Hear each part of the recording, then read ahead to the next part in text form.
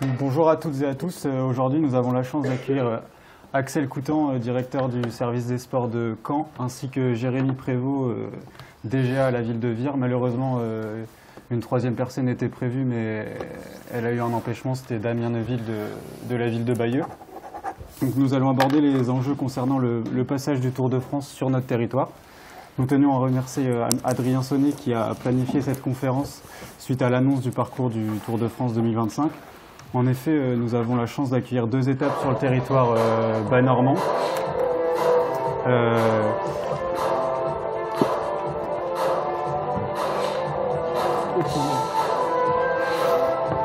C'est la réalité du direct.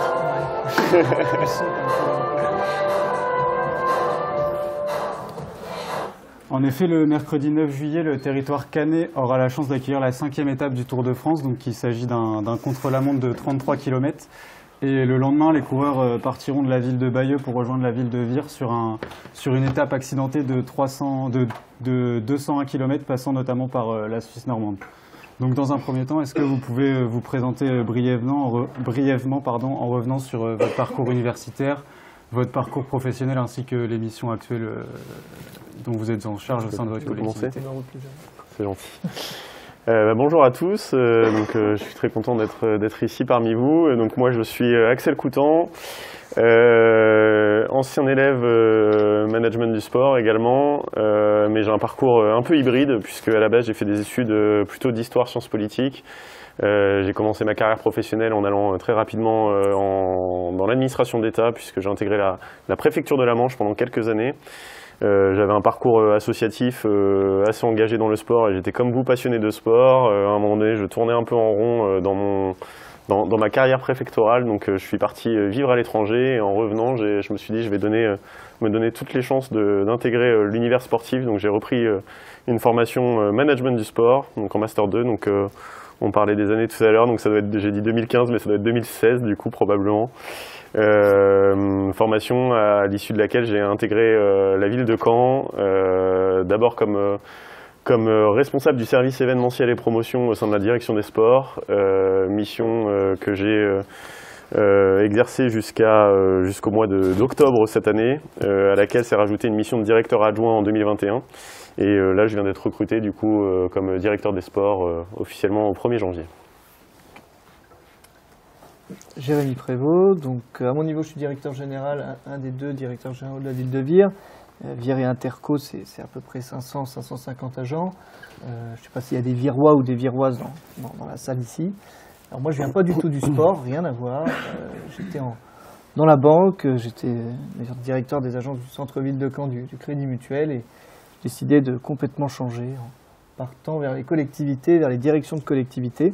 Donc au niveau de Vire, mais très engagé dans le sport depuis quasiment 15 ans, avec un parcours, je pense comme Axel, de bénévolat sportif, de dirigeant d'association, pas du tout dans le vélo, ce que je disais à vos collègues, mais vous verrez que c'est peut-être un handicap, peut-être pas.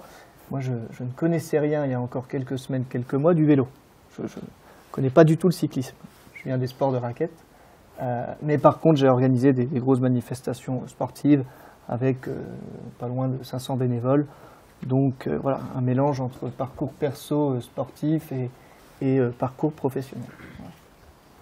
Et ancien étudiant quand même de l'université de Caen.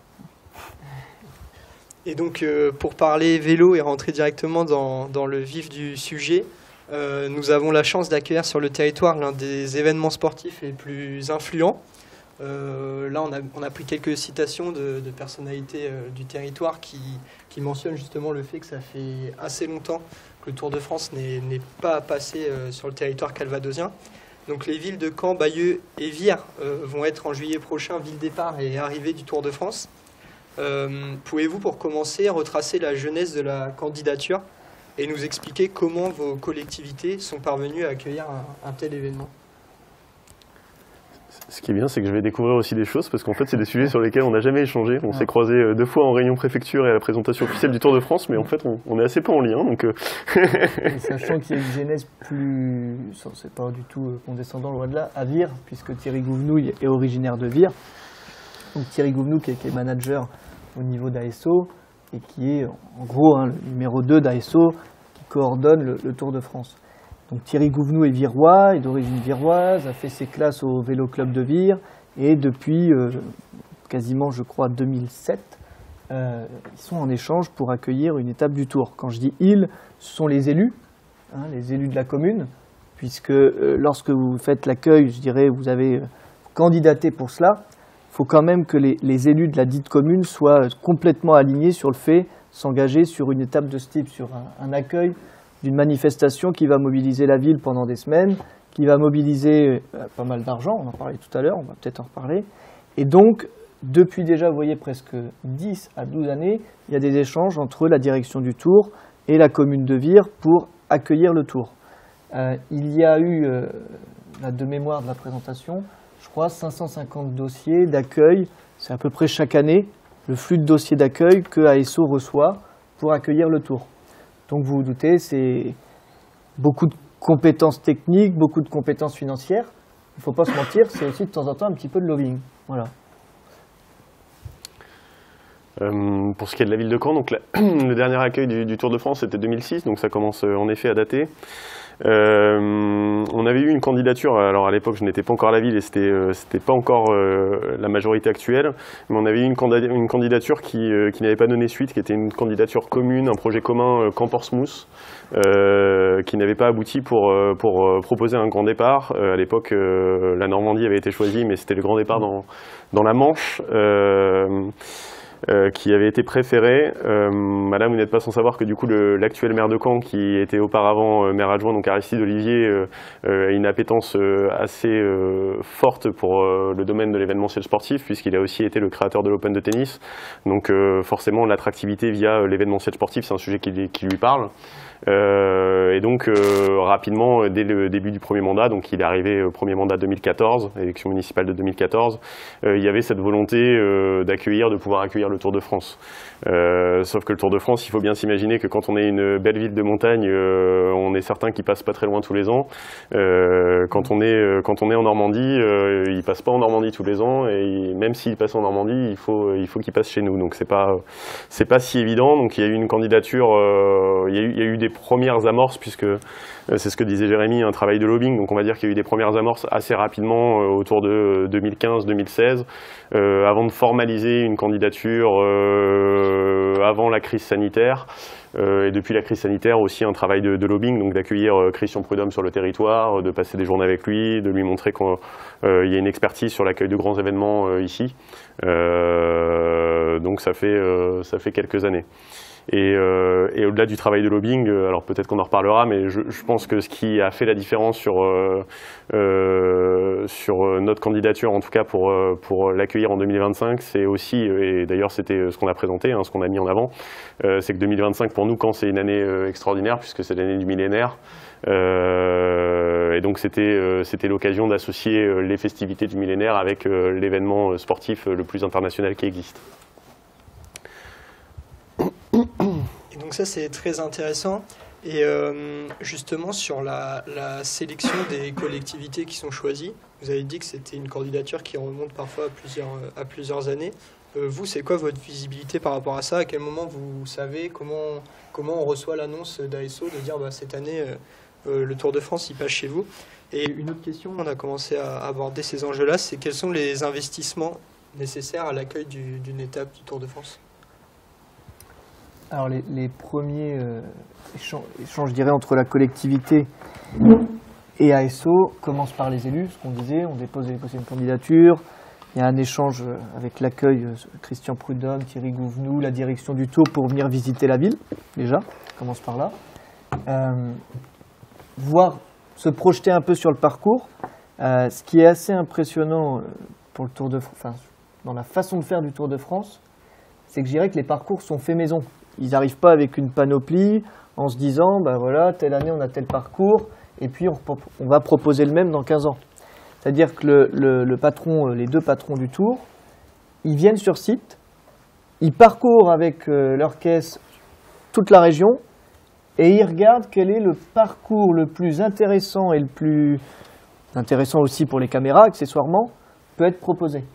Et donc les premiers échanges, nous, c'était à ce moment-là, voir sur quel parcours. Donc il y a 8 à 10 mois à peu près, voilà, On est en juin, juillet dernier, plus que ça du coup, juin, juillet dernier.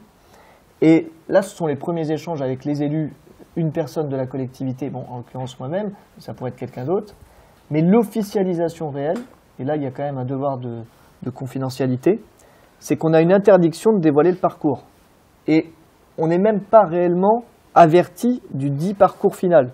C'est-à-dire qu'on peut avoir des échanges avec ASO, on peut leur proposer, on peut échanger, mais la réelle information, c'était cette journée-là, la journée de présentation du tour. Et il y a déjà des collectivités qui nous ont dit, mais nous, jusqu'à la dernière journée, on pouvait avoir des surprises. D'accord ? Parce qu'il y a une difficulté technique ou un truc peut-être tout con auquel on ne pense pas. Bah, vous prévoyez des travaux à 2 ou 3 ans sur le parcours qu'ils avaient prévu, forcément, ça change tout au dernier moment. Donc voilà, la journée de présentation, c'était au mois d'octobre, mais il y a des échanges sur les mois d'avant, sur la manière dont on va faire le parcours entre, là c'était Bayeuvire, et sinon évidemment le contre-la-montre de Caen. Enfin, pour Bayeuvire, c'était comme ça en tout cas. On a en fait des échanges informels, enfin les élus en tout cas ont des échanges informels, notamment avec Christian Prudhomme, mais c'est vrai que le temps de la présentation officielle, en réalité, c'est le temps où on souffle une bonne fois pour toutes et on se dit ça y est, c'est acquis. Parce qu'avant, mis à part ces échanges informels, on n'a pas d'écrit. Donc c'est-à-dire qu'on se serre la main et voilà. Mais donc nous, c'est la même chose officiellement, on l'a appris, en tout cas le maire l'a appris durant l'été, puisque bon, quand on sait qu'on est invité à la présentation officielle, ça sent quand même bon. Et puis je dirais même que là c'était un travail, bon je l'ai dit, il y avait un travail de lobbying sur plusieurs années, il y avait la question du millénaire. Donc en fait en 2024, Christian Prudhomme avait directement réécrit au maire en disant bah, pour 2024 il n'y aura pas de Tour de France à Caen. En revanche pour 2025, année du millénaire, n'oubliez surtout pas de candidater quoi. Donc bon déjà ça sentait bon, ça voulait dire qu'ils avaient compris que millénaire il y avait quelque chose à jouer et pour eux et pour nous. Mais en même temps, tout le temps qu'on n'a pas vu le petit parcours que vous avez montré au début, bon on se dit rien n'est signé. Hein. C'est ça, ouais. Après, sur les investissements, bah, c'est pareil. Alors, peut-être ceux qui n'aiment pas le vélo vont forcément dire ah, ça va coûter cher, ça va coûter cher. C'est un accueil important pour la ville et on va mettre en déficit évidemment toute la Normandie et toute la ville.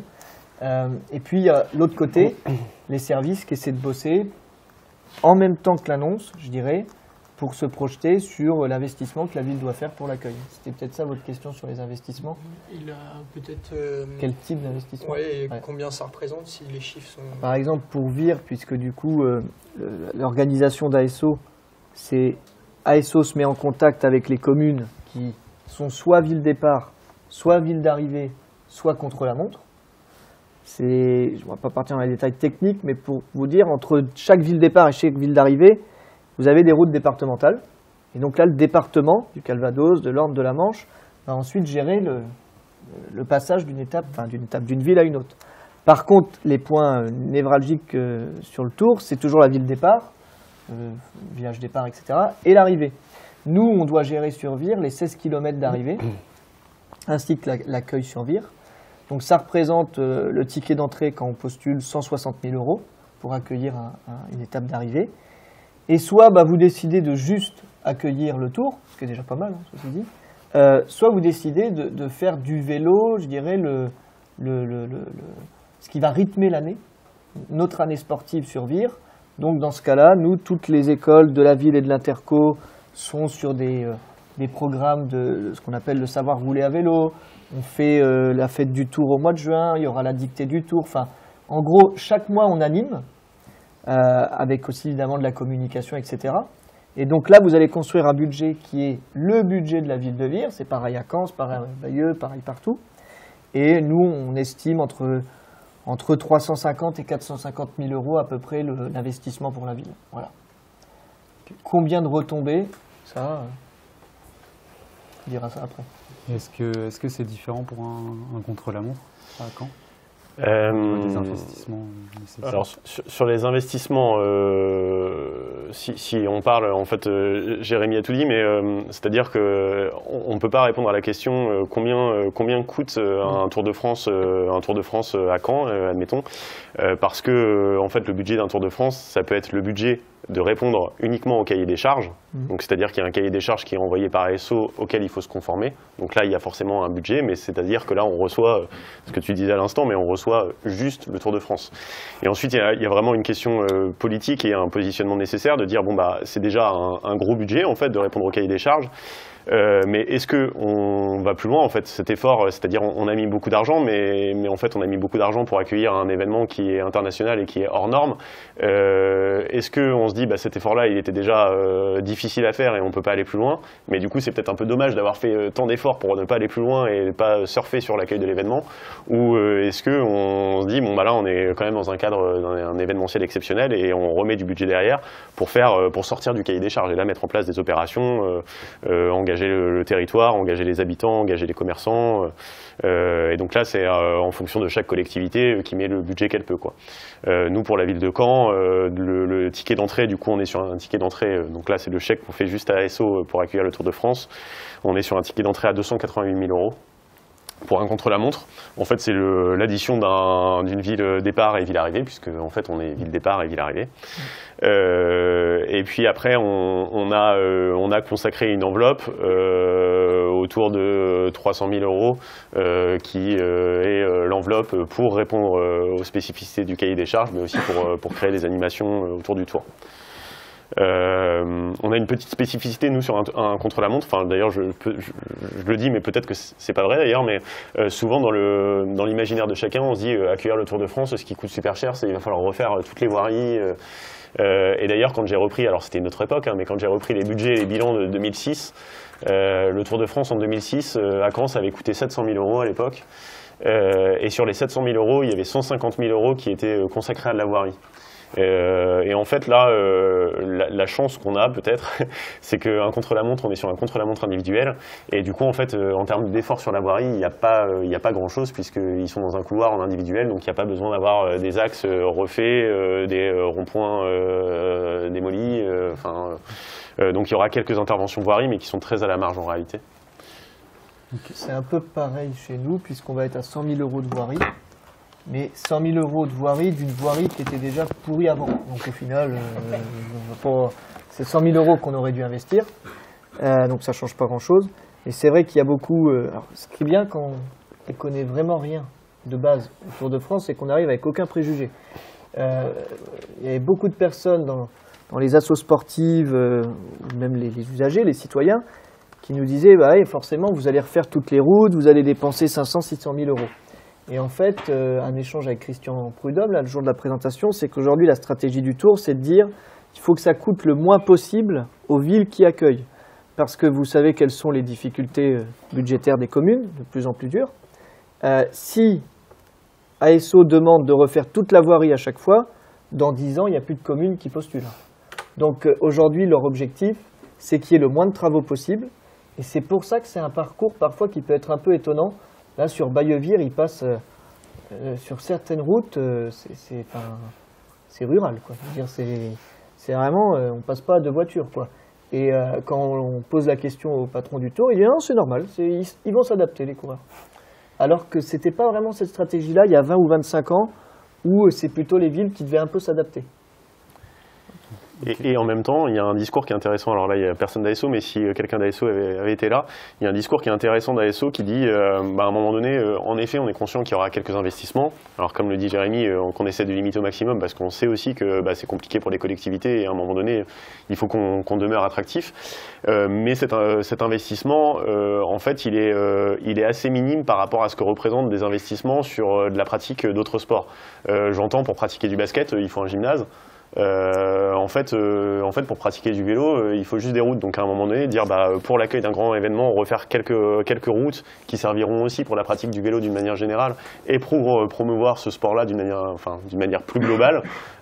Finalement, quand on compare par rapport à d'autres sports qui nécessitent des investissements et des infrastructures vraiment spécifiques, ça peut s'entendre. Et en fait, ce discours-là, c'est vrai qu'il est intéressant. Okay. En gros, on n'augmente pas les impôts parce qu'on accueille le Tour de France. Faire ça. Justement, avant d'aborder les enjeux logistiques et organisationnels d'un tel événement sur le territoire, on imagine que ça peut être aussi une opportunité pour impliquer la population locale et mettre en valeur le territoire. Est-ce que votre collectivité, justement, elle cherche à activer l'événement, entre guillemets, et comment peut-elle faire pour mobiliser sa population locale et les acteurs locaux afin de faire de cet événement un projet commun? Donc là, par exemple, comme on peut le voir à Vire, vous avez déjà commencé, on a déjà pu apercevoir des supports de communication. Est-ce qu'il y a d'autres choses de prévues sur ces sujets? Il y a beaucoup de choses, donc je vais pas, sinon on va finir la conférence avec le programme de Vire. Mais en gros, les élus ont décidé de faire un mois un événement. Donc chaque mois, on va avoir un événement autour du Tour. On a une fête du Tour, je dis le 22 juin, qui est l'accueil de 2500 cyclotouristes avec des actions autour du vélo et la pratique du vélo pour les jeunes. On a des illuminations, on a tout un plan de com qui est prêt pour le mois de mars-avril. On a l'accueil, là, dans pas très longtemps, très certainement de Gérard Rolls ou de Bernard Thévenet pour des conférences. Donc c'est quand même des noms assez connus. Et moi, ce que je n'avais pas mesuré, je dois le dire, à l'époque, là, le 29 octobre, quand on est revenu de Paris, les élus souhaitaient faire une présentation du parcours en ville. C'est vrai que Thierry Gouvenou à Vire est vraiment quelqu'un de très connu, la famille Gouvenou également. Donc moi, j'avais le service des sports, mon service des sports et service com qui bossait là-dessus. C'est tout con, mais pour prévoir des petits fours à la fin, on se dit, bon, bah, combien on table? Moi, je leur dis, vous savez, à 20h30, comme ça, un mardi, on va peut-être pas avoir plus de 200-300 personnes. Bon, c'est là que j'ai complètement sous-estimé la portée du Tour. On a eu 650 personnes. Donc, je veux dire 650 personnes qui, le matin, ont appris que le Tour était à Vire. Donc, entre le matin et le soir, il y a 650 personnes qui se sont dit, tiens, on va aller le soir à la présentation du Tour à Vire. Pour ça, quand je dis que c'est populaire, c'est impressionnant. Donc voilà, on a tout un tas d'animations. Donc nous, on prévoit un budget animation. On a un service communication qui bosse là-dessus, en lien avec avec la direction des sports. Et c'est là que ça vous concerne, puisque on prend des étudiants en management du sport. Ah, je fais la pub en même temps. Pour ce qui est de la ville de Caen, donc là on commence à travailler un peu sérieusement sur les actions d'engagement. J'ai notamment un comité engagement qui est organisé demain, donc avec les différents services de la ville, donc qui seront concernés, donc la communication, le commerce, la jeunesse, la proximité, forcément nous les sports, la culture, pour ressortir des projets ou alors soit ressortir des projets, soit essayer de donner une coloration Tour de France à des projets déjà existants ou d'appuyer des projets pour lesquels nous on est moteur à la direction des sports.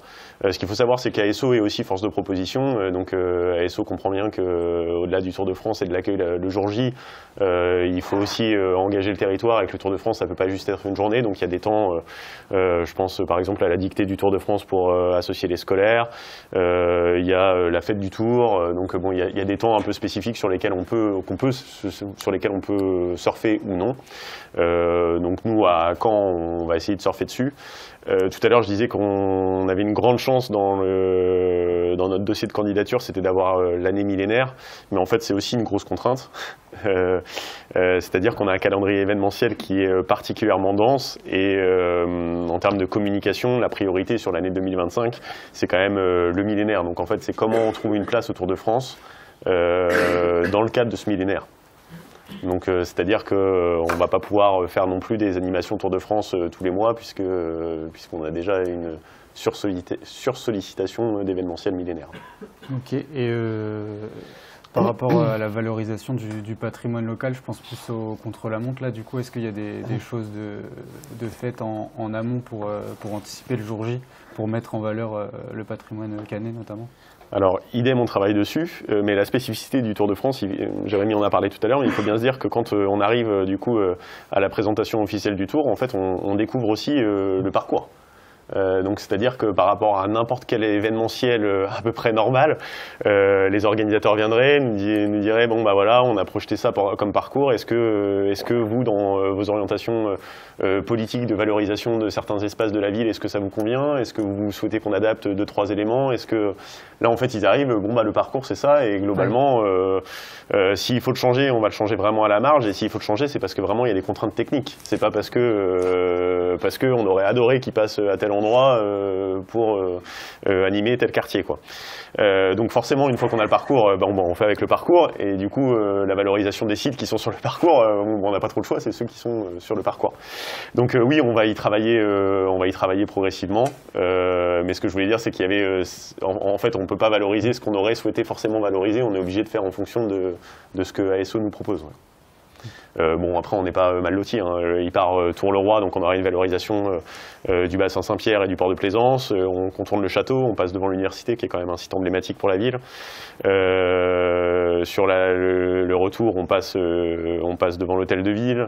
L'arrivée est sur la prairie. Enfin, donc il y a largement de quoi faire. Il y a quand même aussi des échanges avec France Télévisions. D'ailleurs, nous, c'est demain. France Télévisions, je ne dirais pas qu'ils s'adaptent, mais ils laissent quand même une petite porte de sortie. Ils viennent vous voir et vous devez leur indiquer les quelques lieux sur le parcours que vous souhaitez mettre en avant. Eux, ils vous diront toujours que c'est la priorité aux sportifs. Donc s'il y a une échappée, si on a une arrivée qui est superbe, ce sera priorité aux sportifs. Mais on a le droit de leur lister ce qu'on veut mettre en avant.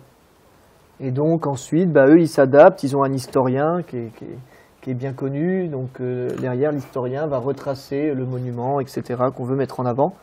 On leur fait une liste, mais c'est pas pour ça qu'ils vont forcément passer le jour J notre liste. Voilà. Mais quand je dis que c'est une grosse machine, c'est quand même impressionnant. C'est-à-dire que dès le lendemain où on a signé la convention, j'exagère, mais 2 semaines après, France Télévisions nous demande une date de rendez-vous pour venir sur site pour qu'eux-mêmes puissent repérer l'étape. Nous, là-dessus, on a de la chance, c'est qu'un format contre-la-montre, par contre, se porte très bien à des temps morts. Donc, c'est des temps sur lesquels on peut avoir des zooms sur le patrimoine ou des valorisations sur ce qu'on souhaite valoriser. Voilà. Donc, nous, on avait déjà eu ce rendez-vous avec France Télévisions. Et c'est vrai que là, le format Tour de France est très valorisant pour ça. Le format contre-la-montre, pardon, est très valorisant pour ça. Ouais. Par exemple, France Télévisions, ils viennent vous dire les étapes un peu plates, je vais le dire, mais des étapes où il n'y a pas vraiment de gros suspense, où il n'y a pas d'étapes, je dirais, avec des échappées ou autres. Ils en profitent pour faire pas mal d'anecdotes architecture ou historiennes. Enfin, regardez, si vous regardez vraiment toutes les étapes du premier jour au dernier jour, vous verrez que souvent les étapes de montagne, au final, il y a un peu moins de parties historiques que les étapes, on va dire, où il se passe un peu moins de choses. Je ne dirais pas les étapes qui sont chiantes, mais les étapes où il se passe moins de choses. Et par contre, les étapes de montagne, c'est toujours priorité aux échappées, à la course, etc. J'avais jamais remarqué, mais effectivement, les étapes où il y a vraiment 0 échappée, il y a beaucoup plus d'histoire locale. Et les moyens d'ASO là-dessus sont énormes, en fait. Donc, quand ils viennent nous voir, ils nous disent qu'est-ce que vous souhaitez valoriser. Et donc, globalement, ils nous disent, dans un rayon de 5 km, parce qu'en fait, avec l'hélico, on peut aller chercher des images de tel monument à 5 km, donc ils ne peuvent pas non plus partir trop loin,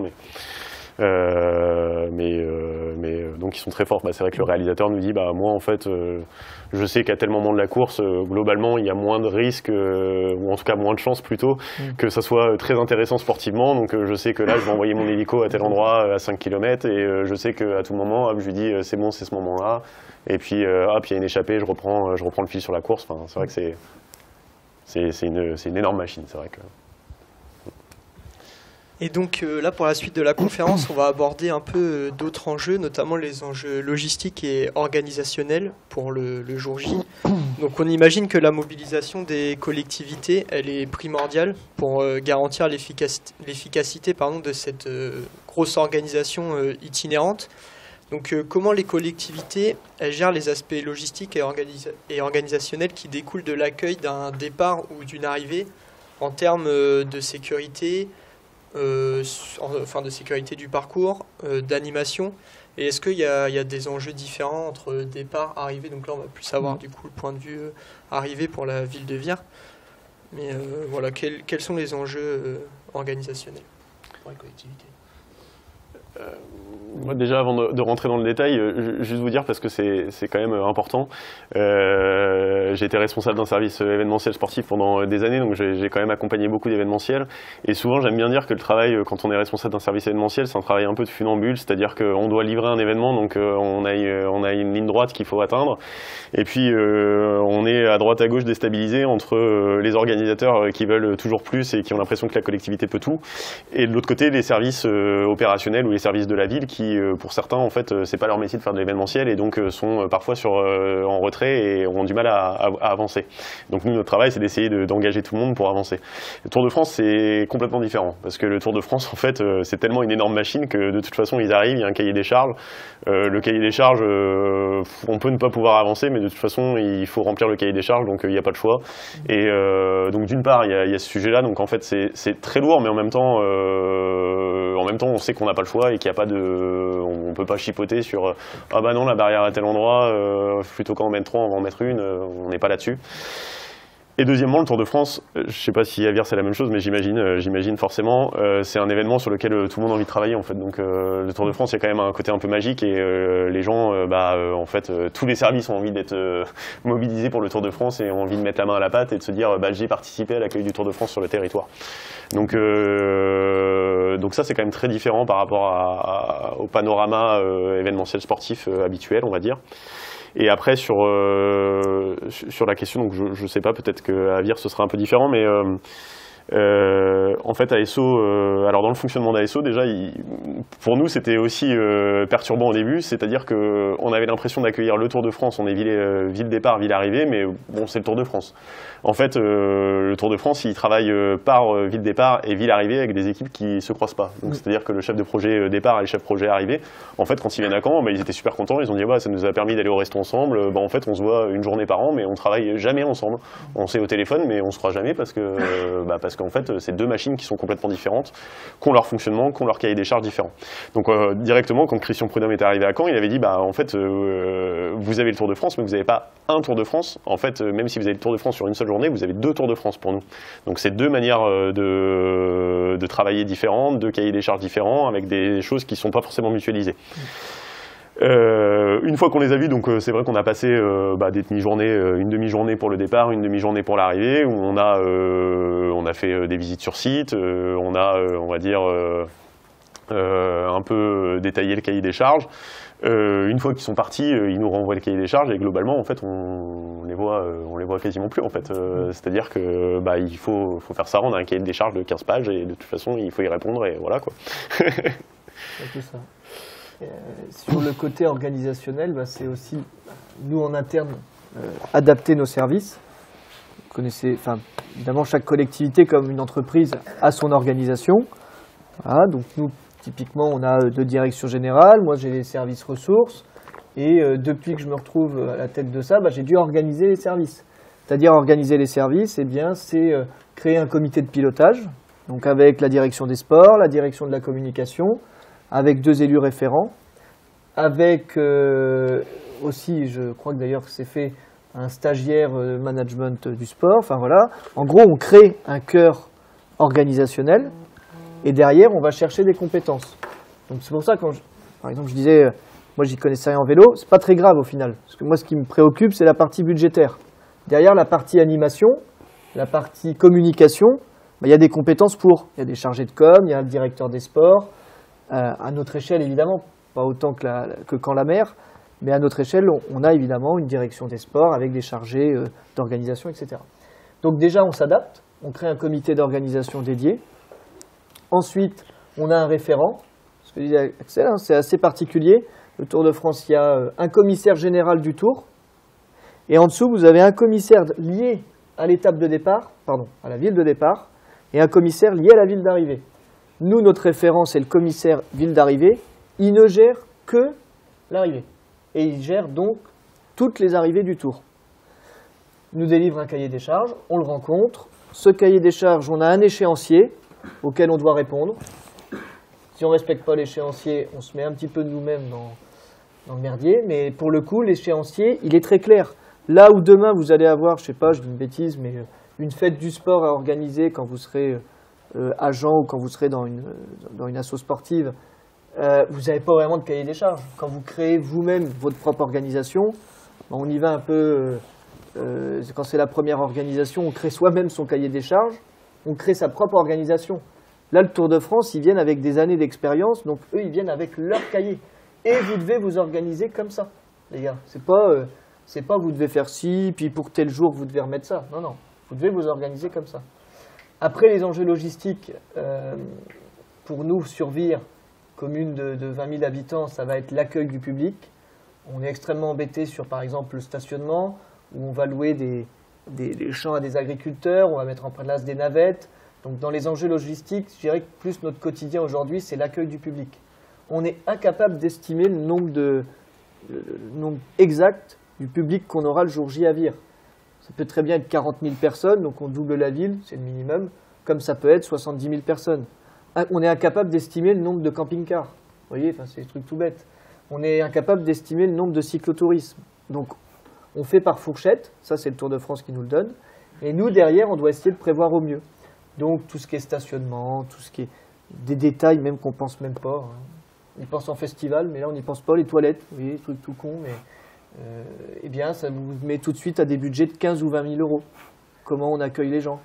Donc voilà, nous, en gros, ça, le Tour de France, ils ne veulent pas en entendre parler. C'est soit nous on décide de faire une organisation entre guillemets aux petits oignons le jour J, soit on accueille juste le Tour, les gens ils viennent, ils se garent n'importe où, c'est le bordel et puis ils repartent. Mais ça se fera quand même, hein. Ce sera un bordel organisé, mais ça se fera quand même. Soit on décide, nous, d'organiser un peu les choses, parce que nous, on va mettre en place des spectacles, des concerts le soir, et donc il faut quand même qu'on ait de la capacité hôtelière, restauration et stationnement. Donc c'est pour ça les enjeux logistiques, c'est aussi en lien avec ce que vous souhaitez faire. Parce que finalement, la partie logistique, le Tour, c'est très clair. Eux, ils s'installent à un point, on doit avoir une zone, ils ont une zone technique de vie, ils viennent avec tous leurs SMI, ils installent leurs douches, leurs toilettes, leurs salles de restauration. Enfin, nous, on ne les nourrit pas. Hein. Toutes les équipes sont nourries par le Tour de France, il faut juste leur donner une surface de je ne sais plus combien d'hectares.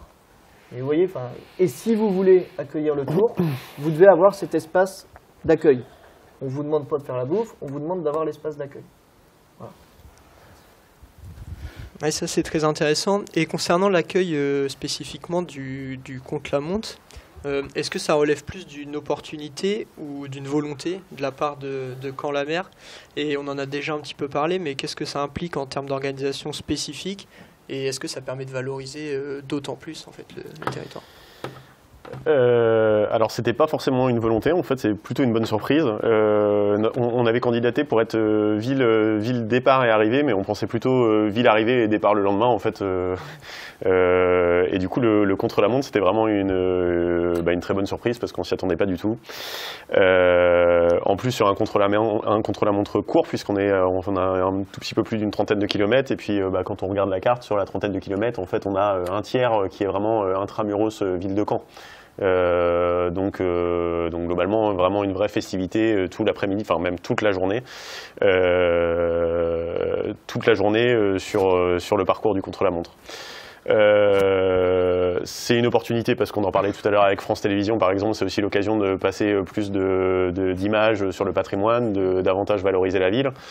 Ça peut être une opportunité aussi parce qu'on sait que les contre-la-montre individuels, notamment sur des étapes de plaine, ça peut attirer beaucoup de monde sur le départ parce qu'on a tous les paddocks d'échauffement. Donc ça veut dire que là pour le coup on peut vraiment venir se balader. Alors donc nous ce sera sur le quai Vendôme, mais sur le quai Vendôme on va tous les voir s'échauffer en home trainer avant de prendre la rampe de lancement. Donc on sait que ça attire, au-delà du parcours, ça attire aussi vraiment beaucoup de monde vraiment dans le centre de la ville. L'opportunité, j'en ai parlé tout à l'heure aussi, mais c'est de pouvoir le faire passer sur des voies qui sont un peu plus étroites puisqu'ils sont en individuel, donc ça c'est plutôt chouette aussi. La contrainte, c'est qu'on est sur une boucle, comme vous le voyez. Donc vous imaginez bien que les personnes qui sont à l'intérieur de cette boucle, il va y avoir quand même quelques contraintes de vivre sa journée normalement sur cette journée. Hein, c'est une journée qui sera exceptionnelle. Mais il faut bien comprendre que zone départ, zone arrivée, ça se met en place dès la veille au soir. Le parcours, lui, il est fermé dès le matin, puisqu'en fait, le matin, en contre-la-montre individuelle, les équipes font la reconnaissance du parcours. Donc, en général en voiture, mais les équipes sont déjà sur circuit fermé. On a la chance d'avoir, alors le nom m'échappe, va me revenir, mais le parcours du cœur, qui sont les des célébrités qui viennent pour récolter des fonds, pour sauver des enfants qui ont des anomalies cardiaques. Donc ça, c'est aussi chouette. Ça veut dire que le matin, on a des acteurs, des sportifs de renom qui vont venir faire le parcours, et donc déjà du public potentiellement qui sera là pour venir les voir. On aura la caravane en tout début d'après-midi, comme sur une étape normale. Et puis après, du coup, tous les coureurs qui vont partir échelonnés, alors en fonction des premiers et des derniers, entre 1 minute 30 et 2 minutes 30. Ok, merci. On en a déjà peut-être parlé un petit peu, mais vous l'avez déjà évoqué, c'est les relations avec ASO. Donc on imagine que l'organisation d'une étape du Tour de France repose sur justement une étroite collaboration entre la collectivité et l'organisateur qui est ASO. Donc en fait, comment se structure cette collaboration? Quelles sont par exemple les principales exigences à respecter? Est-ce que vous avez le droit par exemple d'impliquer vos partenaires locaux le jour J? Et ce qui serait intéressant, c'est bien sûr d'avoir vos deux points de vue entre Caen et Vire. Alors nous, non, c'est pas nous, mais on va commencer par le début. ASO, c'est une organisation très précise, j'ai dit, avec un commissaire, avec un directeur du parcours, Thierry Gouvenou. Donc c'est une organisation qu'on doit respecter. Ils respectent notre organisation, mais nous, on a des interlocuteurs très précis. Il y a des chargés de communication, il y a un référent, c'est tout bête, mais pour la dictée du Tour. Vous imaginez, vous pouvez vous dire, bon, la dictée du Tour, allez, on peut réciter une dictée à des gamins dans les écoles. À l'échelle de Vire, c'est à peu près 1000 enfants. On se dit, bon, c'est pas compliqué. Oui, mais sauf que ASO, c'est fois X dictées du Tour, d'accord, avec des cadeaux pour chaque enfant, etc. Donc le nombre de gamins qui passent sur ce sujet est extrêmement important. Donc c'est pour ça qu'on doit aussi respecter leur organisation à eux. Ils ont tout un tas de référents, je ne vais pas tous les citer, mais c'est extrêmement impressionnant. Et ensuite, eh bien, tout au long du respect du cahier des charges, on est en lien avec le commissaire général. Alors nous, c'est étape d'arrivée, ville d'arrivée, pour Caen c'est différent, c'est les deux. Ce qui fait qu'il nous répond, on est en communication très régulière chaque semaine. Il y a eu pas mal de visites au début, qui sont programmées. Une fois les communes, je dirais, bien rodées sur le parcours, il y a ensuite une visite en préfecture, celle où on s'est vu. Je ne dirais pas que c'est une visite politique, mais pas très loin. C'est-à-dire qu'il faut savoir qu'ASO, pour le Tour de France, là vous allez imaginer à quel point c'est fou, pour le Tour de France, ils ont un préfet. C'est-à-dire que le ministère de l'Intérieur dédie un préfet. Nous, on a un préfet pour le Calvados. Il y a un préfet sur tout le Tour de France, pour faire le lien avec tous les départements dans lesquels le Tour de France va passer. Le Tour de France, il y a un commissaire de police générale. Il y a un escadron de gendarmerie. 700 gendarmes, ce n'est pas la gendarmerie de Caen ou de Vire, surtout pas Vire, parce qu'ils ne sont pas nombreux, qui va le jour J aller aider. Il y a un escadron de gendarmerie. Donc vous voyez, le ASO, on paie peut-être une convention, mais par contre derrière, ils nous fournissent tout un service. Donc déjà, en termes d'échange, très souvent, quand on leur pose la question, ils ont la réponse. Ils ont déjà eu le cas avant. On n'est pas la première collectivité à avoir eu, je disais tout à l'heure, des problèmes de toilettes. Plein d'autres se sont posés la question. Donc ils sont soutien, ils sont support. Donc je trouve que c'est une machine qui a un excellent relationnel. C'est d'une rapidité, d'une réactivité, je trouve, assez exemplaire. Et pourtant, je ne connaissais pas avant. La difficulté qu'on peut avoir, comme dit Axel, c'est qu'ils viennent avec le cahier des charges. Donc par exemple, les partenaires locaux, je ne dirais pas qu'on va oublier, mais pas loin. ASO, ils viennent avec leurs partenaires financeurs. La fameuse caravane du Tour, là, avec, je ne vais pas rappeler tous les produits, mais Cochonou évidemment, mais surtout Leclerc, PMU, etc. Vous dites pas une minute, nous on va aller prendre en partenaire exclusif sur l'étape de Vire, Carrefour ou Intermarché. Non, c'est Leclerc, le partenaire exclusif. Donc nous on est quand même soumis à un cahier des charges précis, avec des partenaires précis. Derrière, si nous on souhaite faire des manifestations locales, pas identifiées Tour de France mais autour du vélo, sur lequel on veut associer des partenaires, oui. Mais par contre, sur la partie Tour de France, la charte graphique doit toujours être validée par le Tour de France. Donc oui, on est quand même plus contraint, mais accessoirement, on paie une convention aussi pour ça, pour être accompagné. Si on est accompagné, c'est qu'il y a des contraintes. Ils ont quand même un budget à valider. Donc forcément, ils ont des partenaires.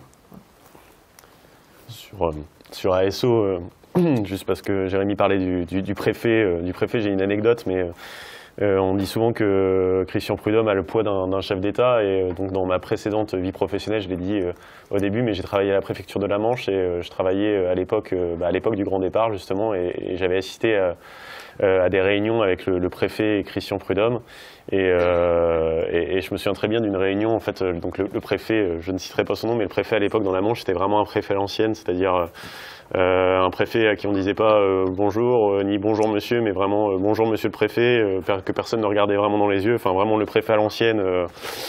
Et donc un jour j'ai fait une réunion qui était pilotée par le préfet, et Christian Prudhomme était là, et le préfet, tout à l'heure quand je disais de toute façon on n'a pas de marge sur le cahier des charges, le préfet à un moment donné a commencé à discuter en disant ah mais non, mais dans la Manche ça se passe pas comme ça. Et en fait la réunion elle a duré 5 minutes, Christian Prudhomme s'est levé directement en disant mais écoutez monsieur le préfet, si on n'arrive pas à s'entendre ici c'est pas grave, de toute façon on s'entendra directement avec le ministère de l'Intérieur. Et il est parti. Et là on se dit ah ouais. Ok. Et donc c'est vrai que c'est une machine qui est rodée, et en fait voilà quoi. Et dans les relations avec ASO, donc ce qui est assez surprenant, c'est que du coup pour nous c'est un énormissime événement, le cahier des charges est très dense. En même temps, ils sont très, ce que tu disais, ils sont très réactifs sur les réponses quand on a des questions, mais ils sont aussi très peu présents. C'est-à-dire que quand ils viennent là, ils nous le disent. Ils nous disent bon bah voilà, merci, au revoir, c'était très sympa. Maintenant vous avez tous les documents, on va se revoir une fois, mais on va se revoir qu'une fois. Par contre, je réponds à votre mail, il n'y a pas de souci quoi. Donc ça veut dire qu'il y a une organisation à caler en interne qui doit se calquer sur quand même leur peu de présence sur le territoire. Donc c'est-à-dire que nous on a aussi un comité d'organisation avec un comité de pilotage au sein duquel on a les élus, la direction générale, le cabinet, et après on a des groupes, donc on est en méthodologie de projet, des groupes projets sur tout ce qui est opérationnel technique et plutôt sur tout ce qui est animation, communication, engagement. L'idée c'est de pouvoir suffisamment travailler en amont et ressortir les différentes problématiques pour pouvoir avoir des temps d'étape avec ASO et pas leur envoyer un mail tous les jours, mais plutôt se dire bon bah toutes les 2-3 semaines là on a fait remonter en comité opérationnel les différentes problématiques, parce que quand Jérémy dit il faut mettre, j'en sais rien, une connerie, mais il faut mettre des toilettes, mais en fait la problématique c'est pas juste il faut mettre des toilettes, c'est si on met des toilettes là, ça veut dire qu'il faut prévoir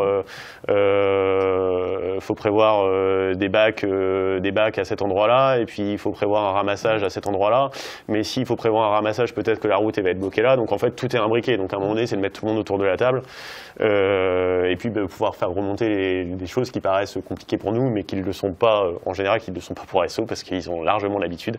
Et d'ailleurs, ils nous le disent aussi à un moment donné sur un des cahiers des charges, on tardait à l'avoir, et puis on les relance un peu en disant on aimerait bien, parce qu'on est un peu dans les startings, et puis c'est vrai qu'ils nous disaient en gros, vous stressez pas non plus quoi. Enfin, je comprends que pour vous c'est un gros événement, mais en fait nous ça fait 10 ans qu'on travaille, on sait exactement comment ça va se passer, et ça va bien se passer, et le Tour de France il se passera bien quoi.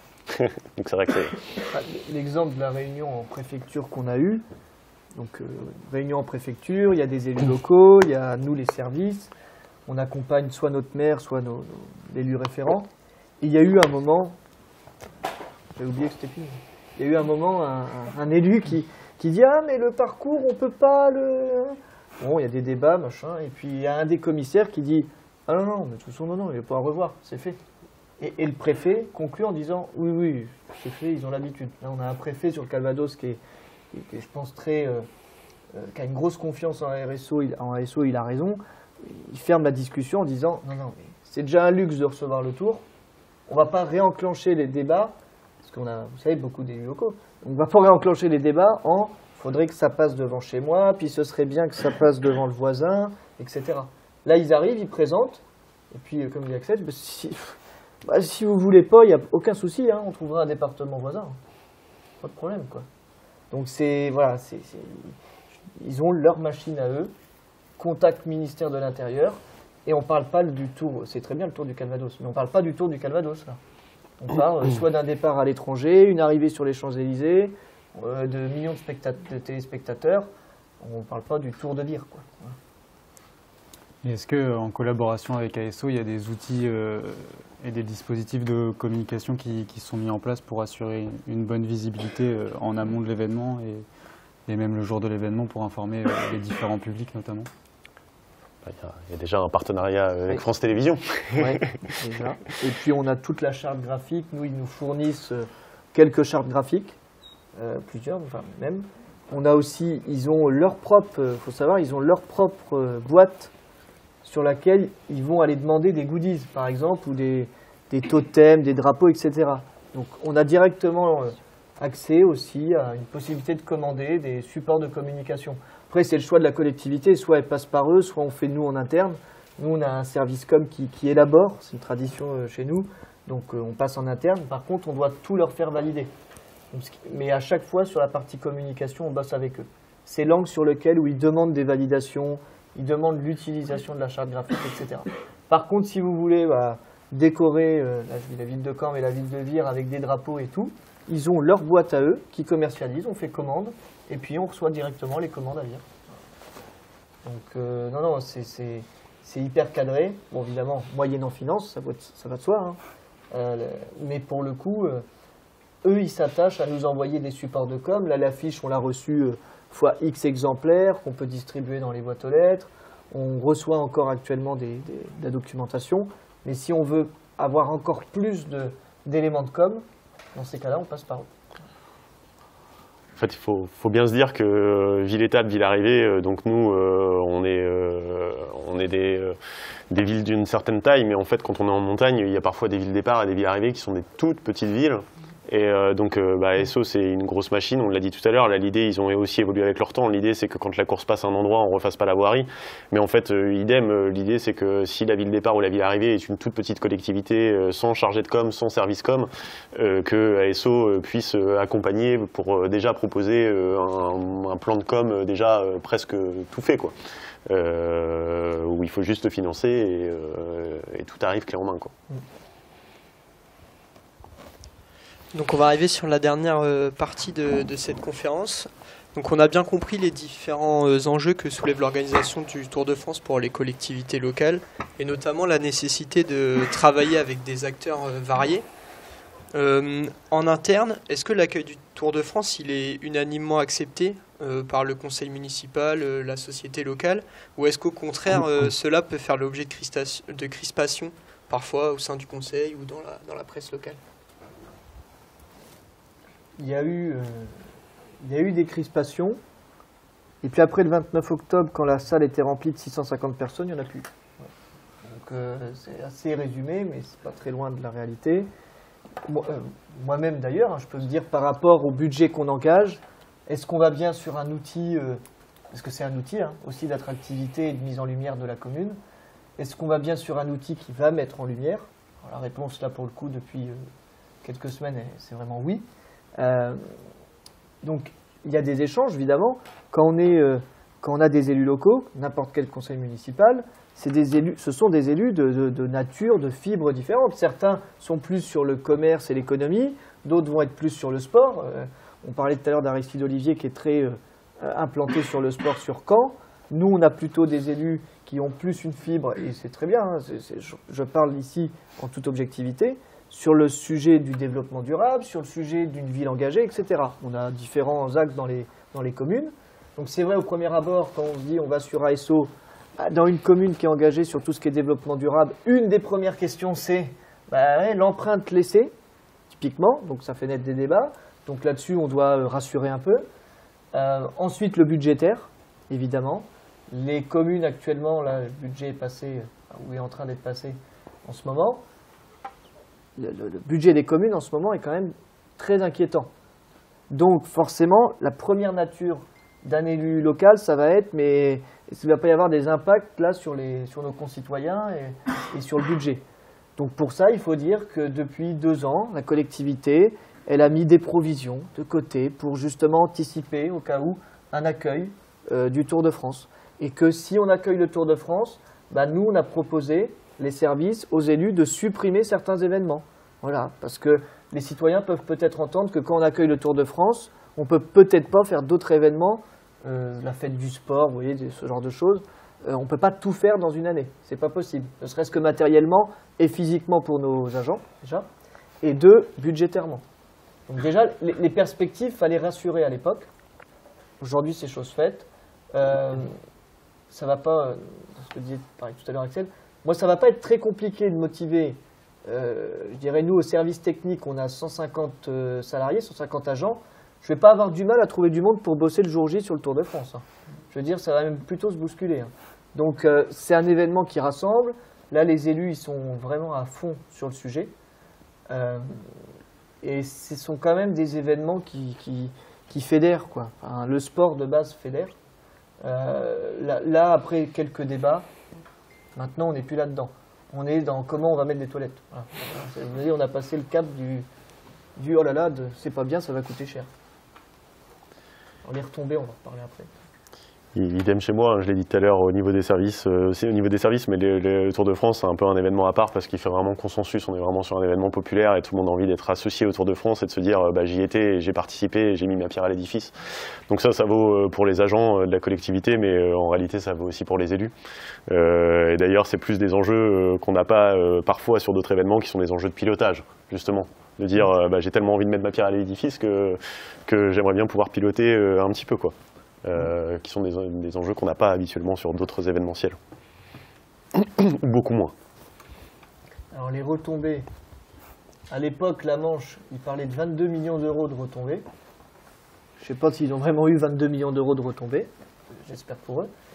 Là, nous, ce qu'on va tenter de faire, c'est déjà sur la partie animation, parce qu'il y a le tour, mais il y a aussi le nombre de personnes qui vont rester consommées. Nous, une des inquiétudes qu'on a régulièrement entendues, et j'ai encore dû répondre la semaine dernière par un courrier à tous les commerçants, c'est beaucoup de commerçants qui s'inquiétaient de devoir fermer ou pas le jour J. Enfin, autant vous dire que le restaurateur ou le bar, il est peu inquiet sur les retombées. Le salon de coiffure, le jour du tour, il y a quand même des chances qu'il marche moins bien, quoi. Enfin, donc là, ce qu'on essaie de faire, c'est de rassurer. Ce qui est difficile, c'est de donner du chiffre alors que l'événement n'a pas eu lieu. C'est compliqué. Donc on va tenter de mettre en place avec un stagiaire là au niveau de la com, je vais essayer de trouver, je fais un deuxième appel, mais je vais essayer de trouver ça sur tout un tas de questionnaires qu'on va mettre en place pour tous nos industriels et nos commerçants. Et il y a pas mal d'outils, notamment les outils techno. Orange met en place, vous savez, je ne sais plus comment ça s'appelle, Orange, toi tu le connais, Vision, voilà, Vision. Là, on vient de mettre un budget pour s'équiper de ça, pour essayer d'avoir quand même la réelle tendance de personnes extérieures à Vire qui sont venues sur le territoire. Et en septembre-octobre, là, j'aimerais une étude économique pour voir quelles retombées il y a eu. Donc ça, c'est quelque chose qu'on va bosser. Et je vais contacter moi, le département de la Manche parce que j'aimerais bien savoir comment ils ont estimé les 22 millions d'euros de retombées. C'est de toute façon toute la complexité de l'événementiel, hein, c'est qu'on peut essayer de calculer les retombées, mais en réalité il n'y a pas de réelle méthode de calcul de retombées et c'est difficilement palpable. Et même quand on les calcule, là quand on calcule quasi toujours exclusivement les retombées positives. Mais pour ceux qui ont déjà eu en intervention, je vous le dis, hein, mais un événementiel, c'est aussi beaucoup d'externalités négatives qu'on calcule pas. Et du coup, en fait, en réalité, c'est ce ratio-là qu'il faudrait faire, mais qui est très difficile à faire et que nous, on n'essaie pas de faire du coup à la ville de Caen, voilà, en toute franchise. Et j'ai une question un peu annexe, c'est finalement comment on capitalise sur l'accueil d'une étape du Tour de France, en sachant que c'est un événement du coup qui est très ponctuel et très localisé dans le temps. Et comment on valorise ce passage, on va dire, à moyen, long terme, si on peut le valoriser? Déjà, l'image, enfin, c'est vrai qu'on est beaucoup à l'époque de l'image, ce qui est très bien aussi, puisque là, on crée quand même tout un historique sur les mois qui précèdent le Tour de France. Donc là, l'idée, par exemple, sur un vélo club, nous le vélo club, c'est 200, je sais plus, 250 licenciés, on va les inclure et on va essayer de faire des books, enfin, leur donner un sorte d'album photo qui peut être sympa pour que quand même il y ait une trace qui soit gardée. Ensuite, ça se valorise. Là, par exemple, je parlais des cyclo-touristes. Il faut savoir qu'en Normandie, on est quand même une grande terre de cyclotouristes et il y a eu des retombées sur pas mal de GR ou autres qui ont été valorisés, ne serait-ce que par des réservations d'hôtels, des réservations de restaurants. Donc tout bêtement, le Tour nous indique que lors d'un passage du Tour, des cyclotouristes vont refaire la boucle parfois 2 ou 3 ans qui vont suivre l'étape. Et voilà, donc c'est tout bête, mais les cyclotouristes, on est plutôt sur une population de retraités. Retraités égale consommation dans tout ce qui est restaurant et hôtel. Donc on peut estimer qu'on va avoir des retombées. Je vais très vite, hein. Je ne suis pas dans le cliché, mais on peut estimer avoir des retombées, non pas sur uniquement 2 mois, mais sur 2 à 3 ans. Donc déjà, c'est garder un œil pour nos locaux, essayer de leur transmettre du visuel, et puis ensuite de faire garder dans la tête des gens un beau souvenir à Vire, à Bayeux, à Caen, pour qu'on puisse les voir revenir sur le territoire. Et troisième et dernière perspective, on est quand même sur le vélo. Le vélo, c'est donc un vélo club. On a tous des clubs de vélo dans nos communes. S'ils ne sont pas associés à ce moment-là, ils ne sont jamais associés. Donc forcément, c'est faire en sorte que le club local puisse, je dirais, avoir une portée. Et peut-être, là il y a eu les JO avec la natation, tout ça, augmentation des effectifs. Bah, peut-être qu'on peut se dire qu'à Vire, Bayeux ou Caen, il y aura une augmentation des effectifs dans les licences du vélo club en septembre prochain. La question qui est posée, donc l'impact là, que Jérémy a largement détaillé, mais la question en fait annexe derrière ça, c'est quel héritage. Idem, c'est un sujet qui me tient à cœur quand j'interviens, mais en fait accueillir un événement pour un événement, aujourd'hui on peut difficilement se le permettre. Mais en même temps, là aujourd'hui on peut faire des belles phrases, mais l'héritage en fait on le jugera dans 3 ans. Mais le sujet derrière l'héritage, c'est quand même se dire qu'accueillir un événement, c'est renforcer l'attractivité et la dynamique du territoire, mais c'est aussi essayer d'engager une dynamique autour de la pratique sportive, de la dynamique associative, mais plus loin là, nous d'essayer d'axer et de pousser des sujets peut-être qui s'enlisent notamment autour du développement des mobilités, de la promotion de la mobilité d'une manière générale. En fait, c'est donner un coup d'impact, un coup d'accélérateur pour ça. Mais en effet, c'est dans 2-3 ans qu'on jugera. C'est-à-dire que là, on va mettre en place des actions. Peut-être qu'il y a certaines actions, on va se dire, mais c'est génial, on les aurait jamais mises en place si le Tour de France n'avait pas eu lieu. Et elles vont se pérenniser dans le temps et permettre de promouvoir encore les sujets de mobilité. Ouais. Une dernière question avant de laisser la parole au public. Vous en parliez tout à l'heure, de nos jours, l'impact écologique des grands événements sportifs comme le Tour de France est souvent pointé du doigt. Est-ce que cela est pris en compte par les acteurs locaux? Quelles actions en collaboration peut-être avec ASO vous pouvez mettre en œuvre pour aller dans ce sens? Et est-ce qu'il y a des initiatives particulières de prise? Alors déjà, ils ont accessoirement... Quand on a une politique développement, bah, il faut mettre des moyens humains. Hein, le développement durable, c'est pas juste comme ça, il faut mettre des moyens humains. Eux, ils ont toute une unité RSE développement durable. C'est-à-dire qu'ils mettent en place des actions autour de ça, de prévention. Donc la prévention, donc évidemment la partie avant. Et le jour J, dans le cahier des charges, il y a un cahier des charges type, à part, sur uniquement la gestion des déchets. Ils ont mis en place là-dessus tout un protocole de gestion des déchets, qui est une organisation entre ASO et nous, où nous, on doit mettre en place un référent gestion des déchets, le jour J, pour aller justement sur les 16 km du parcours et toute la commune, identifier les points difficiles qu'on aurait. Donc eux nous fournissent du matériel, nous on doit en fournir, donc c'est assez partagé. C'est peut-être un des points d'organisation les plus difficiles, on n'a pas encore planché dessus nous, j'ai le responsable environnement mais on n'a pas encore fait l'organisation. C'est un des points les plus compliqués, parce que vous voyez un parcours de 16 km à droite à gauche, bah, il faut aller identifier tous les points sur lesquels on pourrait être en difficulté. Et après il y a toute une équipe qui se mettra en place au moment du démontage, etc. Donc eux ils ont, je ne sais pas quand ça date ce protocole, mais c'est typiquement leur équipe RSE développement durable qui a mis en place tout un process pour limiter le déploiement des déchets. Donc voilà, après, oui, il y a une empreinte carbone, oui, il y a une empreinte écologique, oui, il y a des véhicules, tout ça, il ne faut pas le mettre de côté. Mais par contre, ils mettent en place quand même des actions au quotidien là-dessus. Enfin, au quotidien, sur le quotidien, le jour J. Je crois que tout a été dit. De toute façon, il faut se conformer aux exigences RSE de ASO, donc on se conforme. Donc merci beaucoup pour votre attention. On arrive au terme de la conférence et il reste un petit peu de temps. Donc s'il y a des étudiants qui ont des questions à poser, n'hésitez pas.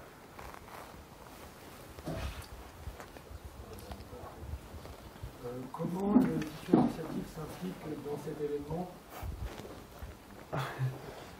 C'est bon, on entendait. Comment le tissu associatif s'implique dans cet événement le jour J et en amont sur les événements qui sont faits de février maintenant à juin?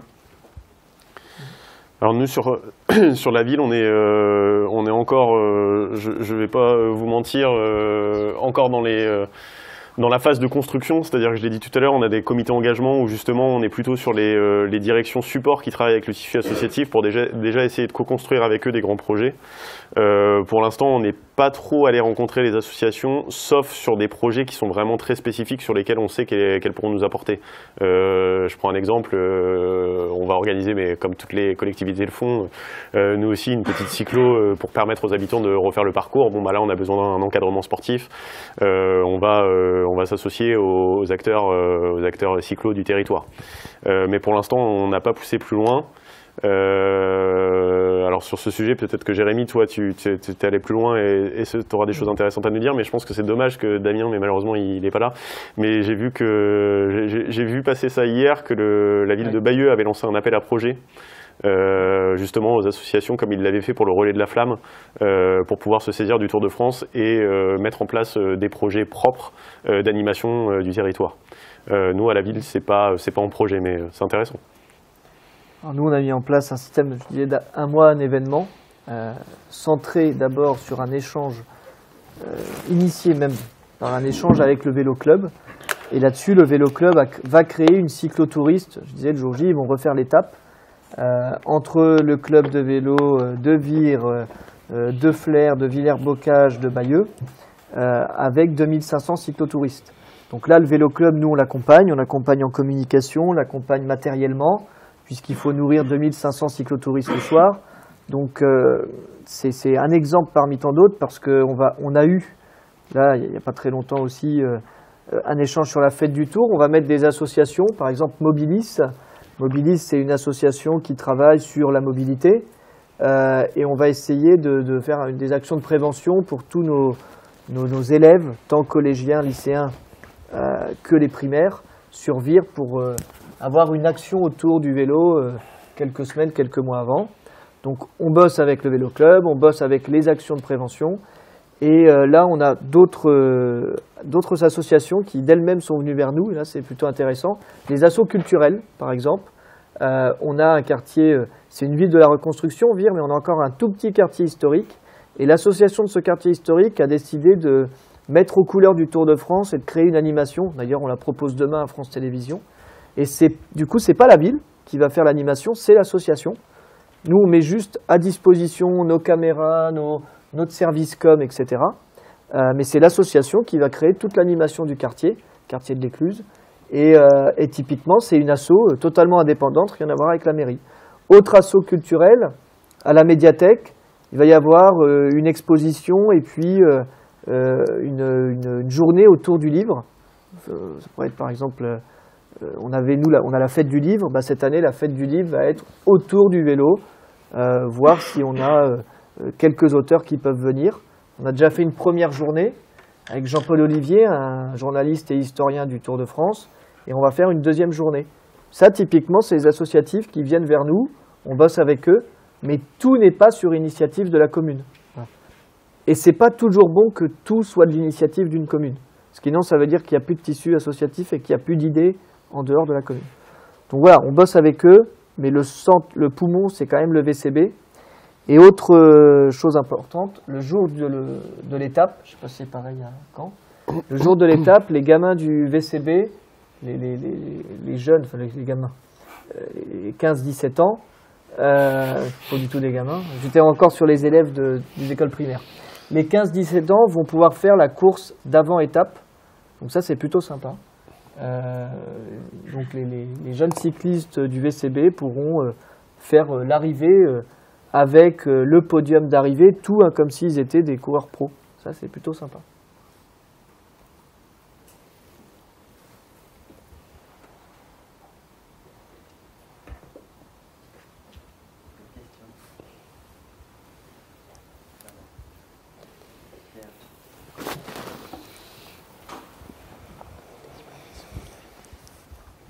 Au niveau du budget, est-ce que vous pensez que vous allez perdre de l'argent avec cet événement-là? Et si c'est le cas, comment vous le justifiez?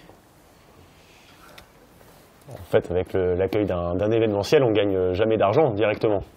C'est que des retombées indirectes, c'est-à-dire que pour le territoire, c'est forcément des retombées économiques, mais c'est-à-dire que c'est les personnes qui vont venir assister au Tour de France qui vont venir consommer, ou pas d'ailleurs, on a pris l'exemple du coiffeur tout à l'heure, mais voilà.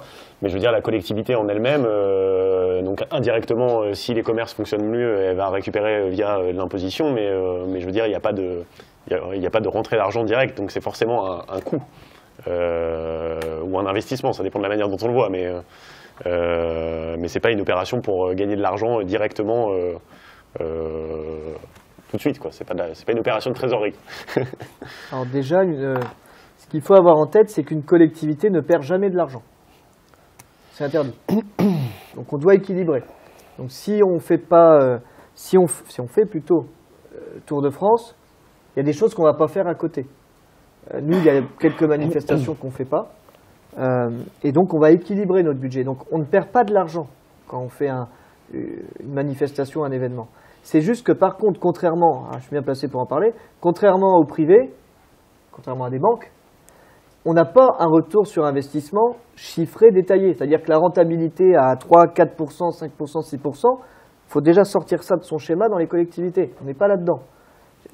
Sur de l'événementiel, on est là pour donner de l'attractivité, on est là pour stimuler la vie locale, mais on n'aura jamais de taux de rentabilité. C'est impossible à estimer. Par contre, on est là pour équilibrer. Nous, sur nos actions, on ne va pas gagner d'argent. On n'est pas là pour sortir une rentabilité. On est là pour équilibrer. C'est-à-dire que nous, on sort une action, ça va être dans les 450, 500 000 euros, mais l'idée, c'est pas qu'on fasse 451 000 euros. C'est pas ça l'idée. L'idée, c'est d'équilibrer pour justement proposer aux citoyens de la ville une action. C'est le même principe pour toutes les actions. Et on espère, nous, que je disais tout à l'heure, que le vélo club en tirera des bénéfices, en licencié. Mais nous, on n'attend pas tout de suite maintenant que de l'argent rentre dans les caisses. On va pas gagner, on va pas avoir plus d'impôts parce qu'on a fait le Tour de France. À la rigueur, peut-être qu'on a donné une belle image. Alors là, je vais dans le truc fou. On a peut-être donné une belle image de Vire. Donc peut-être que ça va motiver des gens à venir s'installer à Vire. Donc peut-être qu'ils vont payer des impôts à Vire. Bon, faut déjà, c'est pas tout de suite. Ça va peut-être mieux marcher à Caen, ça pour le coup. Mais vous voyez, c'est pas tout de suite maintenant. La rentabilité, c'est pas aller comme une action dans le privé.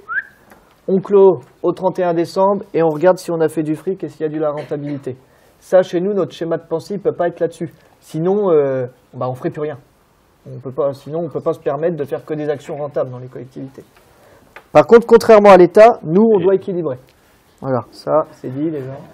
Et on ne peut pas se permettre de faire que des opérations rentables, et ce n'est pas forcément notre rôle, justement. C'est tout le sens du service public. Donc, mais c'est juste que c'est difficile de mesurer le coût de l'attractivité ou le coût social d'un événement. Moi, j'avais une question pour aller dans le prolongement de ce que vous disiez tous les deux. C'était la question de la stratégie territoriale. Est-ce que quand on fait intervenir, on sollicite ASO pour accueillir une étape du Tour de France, est-ce que ça s'inscrit à Caen, j'ai une vague idée, mais à Vire, est-ce que ça s'inscrit dans une stratégie d'attractivité territoriale déjà réfléchie, pensée depuis quelques années, et dans ce cas-là, avec quels objectifs, quoi. On parlait d'attirer peut-être des habitants, est-ce que c'est vraiment réfléchi, et quels sont vos objectifs? Par exemple, sur Vire, une des lignes directrices souhaitées par les élus, c'est d'accompagner les clubs sportifs dans leur structuration. Nous, notre service, qui n'est pas un gros service, le service des sports, déjà, il s'appelle Service des sports et de la démocratie locale. Donc ça veut tout dire, c'est un service social. C'est-à-dire que ce que souhaitent les élus, c'est que le service des sports accompagne les clubs pour se structurer. Les clubs, vous le savez, n'ont pas beaucoup de moyens. Les clubs ne peuvent pas embaucher à tout va. Il y en a peut-être qui seront embauchés, mais pas tous. Donc forcément, on doit aider les clubs. Donc nous, notre service, depuis des années, il va dans ce sens-là. Et donc, il crée des événements. Il y en a eu sur le tennis de table, il y en a eu sur le tennis. Il y a aussi un petit open de tennis, pas le même qu'à Caen, mais il y en a un petit à Vire. Il y a tout un tas de manifestations toute l'année sur Vire, sur le tissu local. Et là, les élus, quand ils ont souhaité faire ça, ils voulaient mettre en avant le tissu associatif local, parce que, je l'ai dit, moi j'y connaissais rien, mais il y a une tradition dans le Sud-Manche, dans le Bocage virois, le sud de l'Orne, oui, bah, tu es bien placé en plus pour le savoir, sur le vélo. Il y a une vraie tradition, les vélo-clubs ont beaucoup de licenciés, c'est une terre où effectivement jusqu'aux plus âgés on pratique le vélo, donc là-dessus les élus voulaient vraiment mettre l'accent sur le tissu associatif, le vélo-club, et mettre en lumière surtout la commune de la reconstruction, mais avec un vrai environnement local associatif. C'est vrai qu'on a beaucoup d'assauts pour une commune de 20 000 habitants, le tissu associatif il est fort. Donc nous, toute la stratégie elle est là-dessus. Et vous voyez, quand il y a une stratégie, bah, il y a un service dédié, et donc c'est le service des sports et démocratie locale. C'est-à-dire qu'on aide toutes les assos, et particulièrement le sport. Pourquoi Pour quand il y a une stratégie globale d'attractivité via l'événementiel, c'est-à-dire que ça fait plusieurs années, alors là en plus je l'ai dit, c'est couplé avec le millénaire, mais même si on reste dans l'événementiel sportif, il y a un double sujet, c'est-à-dire que dans les 10 dernières années, on a accueilli quand même, en tout cas on a essayé d'accueillir progressivement des événements d'ampleur de plus en plus importante, donc pour montrer qu'il y avait un savoir-faire, je ne me jette pas des fleurs, hein, c'est pas un savoir-faire de la direction des sports, mais un savoir-faire technique, opérationnel des services techniques, un savoir-faire politique de lobbying, d'accueillir, parce que c'est aussi ça le travail, un savoir-faire d'accueil, voilà, un savoir-faire des acteurs sur place pour accueillir dans des bonnes conditions.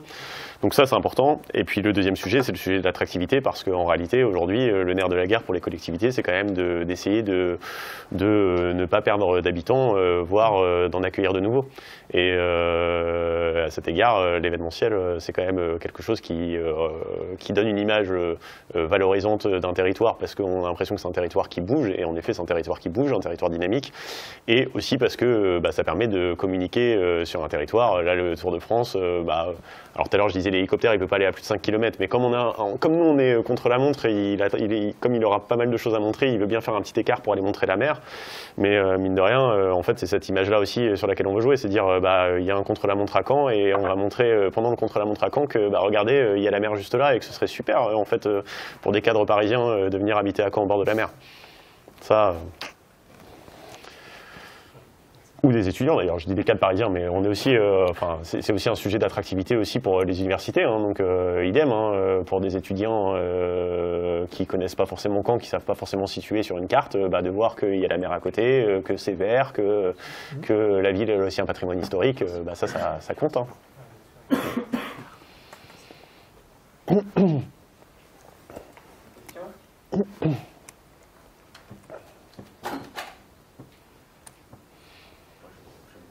Moi j'en ai une aussi. Qui pratique le cyclisme? Mais le vrai, hein, pas le truc. À part Adrien. Personne pratique? Si. Ok. Sur le versant touristique, on n'a pas trop parlé en fait. Il y a peut-être aussi une stratégie d'attirer des visiteurs à moyen long terme, et aussi quelle peut-être demande émanant des professionnels du tourisme qui vous remontent. Enfin voilà, peut-être qu'ils ont aussi des, je pense aux hôteliers par exemple, ou voilà. Qu'est-ce que vous pouvez nous dire par rapport à ça? Alors il y a une seconde anecdote avant de répondre qui est assez drôle aussi sur le Tour de France, c'est que, on l'a dit tout à l'heure, le Tour de France en fait on l'apprend officiellement lors de la présentation officielle, sauf qu'en fait il y a quand même des fuites dans les médias avant, et on se dit mais c'est bizarre quand même, les fuites dans les médias, on est 4 à être réellement informés, c'est vraiment le cercle rapproché du maire, et en fait les journalistes, en fait le Tour de France c'est tellement une grosse machine que les journalistes vont directement interroger les hôteliers, et en fait ASO est obligé de réserver les hôtels en amont de la présentation officielle, parce qu'il y a X équipes à loger, X agents logistiques, techniques, enfin toutes les équipes en fait.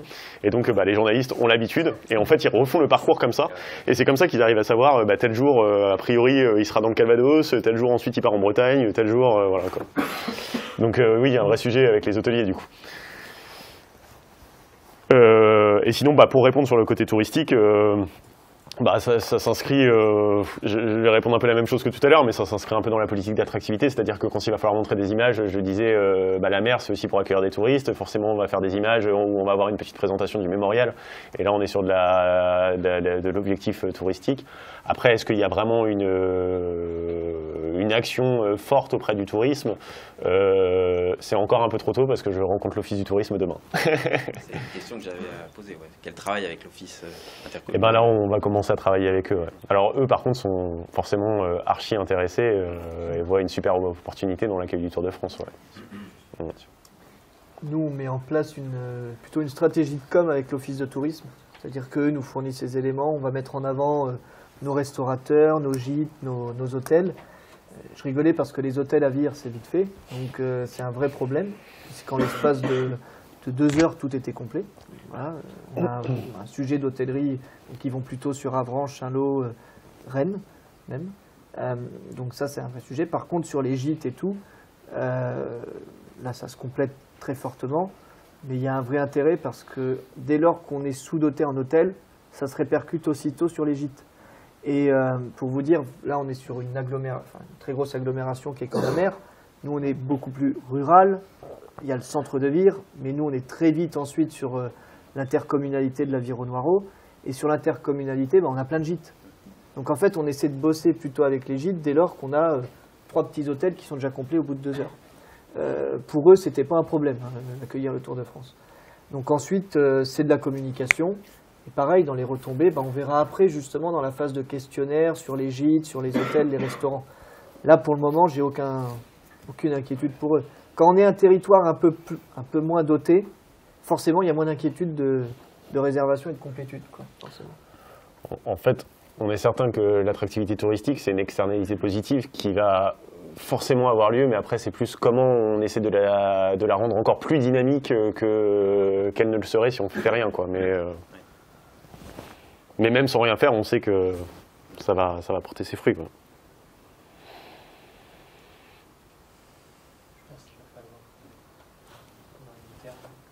Si vous avez encore une question, on peut prendre une dernière question.